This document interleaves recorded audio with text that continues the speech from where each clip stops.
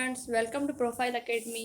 आपको तो पता है कि हमारी सीरीज स्टार्ट हो चुकी है इंटर क्लास मैथमेटिक्स की, एंड देन उसका चैप्टर चल रहा है 7 चैप्टर, और उसकी एक्सरसाइज चल रही है 7.5। ठीक है, तो उसका आज क्वेश्चन नंबर 10 हमें करना है। क्वेश्चन 10 और 11 आज हम करेंगे। ठीक है, तो बिना देरी के हम स्टार्ट करते हैं अपने क्वेश्चन नंबर 10 को। यहाँ पर हमें क्या क्या करना है, हमें एंगल फाइंड करनी है। किसकी? Angle of a triangles. Means हमें यहाँ पर जो है ये 1, 2, 3, 4 एंड 2, 5 यहाँ ये जो हमें दी गई है, ये वर्टाइसिस दी गई है। किसकी वर्टाइसिस दी गई है? हमें ट्राइंगल की।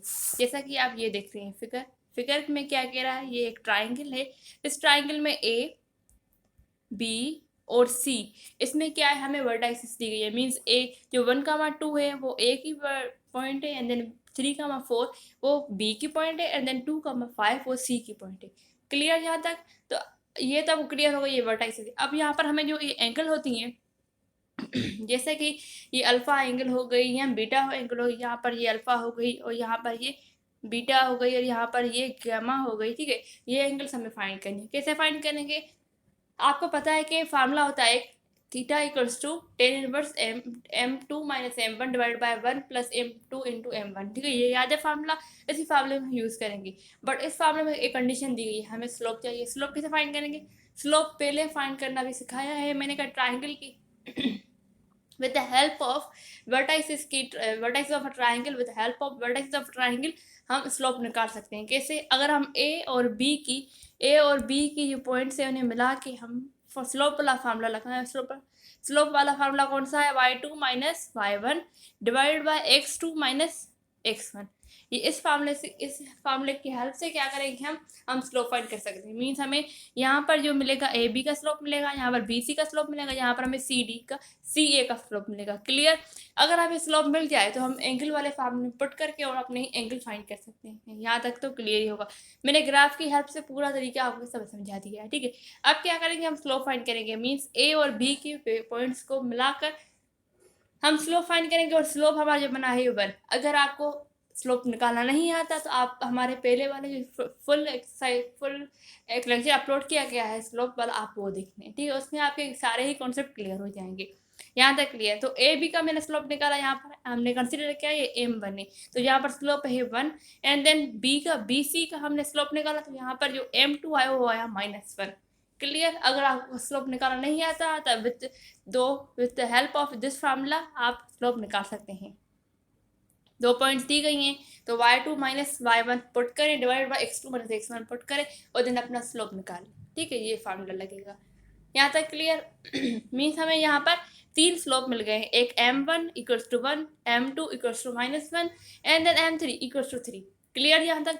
अब इसी स्लोप को क्या करेंगे, हम अपनी जो हमारा क्वेश्चन है उसको सॉल्व करेंगे, उसके आंसर को निकालेंगे।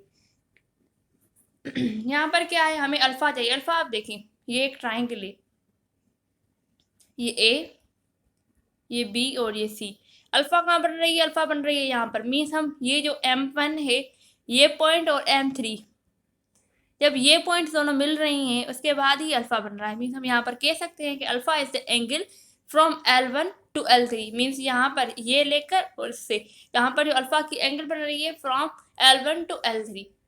क्लियर? मीन्स हमें यहाँ पर जो स्लोप चाहिए वो किसका चाहिए? m1 और m3 का चाहिए। क्लियर?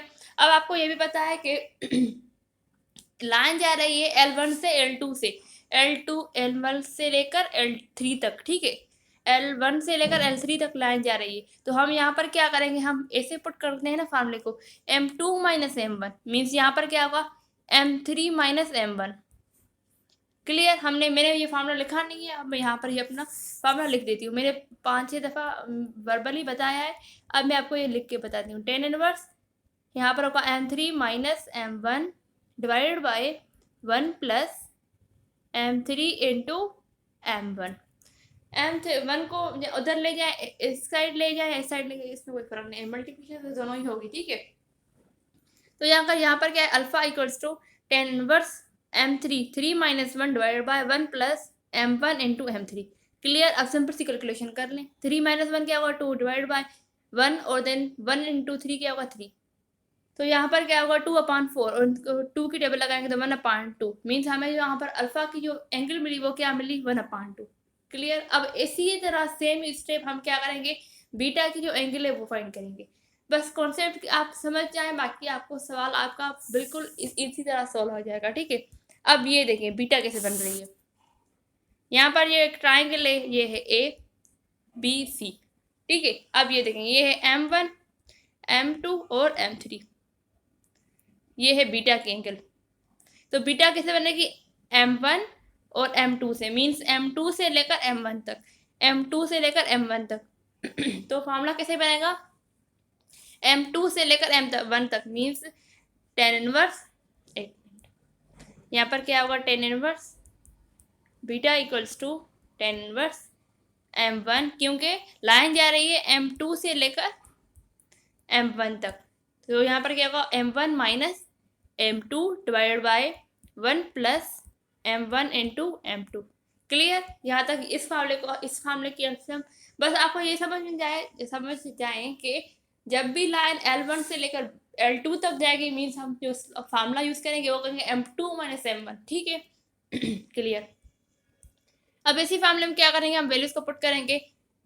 M1 क्या है, 1 माइनस फार्मूले के, एंड देन M2 क्या है, -1 divide by 1 plus M1 into M2। Clear, simple सी कैलकुलेशन कर लें, 1 माइनस इंटू माइनस क्या होगा, प्लस, और यहाँ पर क्या होगा 1 और 1 मल्टीप्लाई होगा -1 से, क्या होगा -1, ये और ये दोनों कैंसिल, यहाँ पर 0 मीन्स यहाँ पर आएगा 2/0, ये क्या आएगी वैल्यू 0, मीन्स हमें यहाँ पर टेन इनवर्स जो एंगल बीटा की एंगल मिली वो क्या मिली, 0।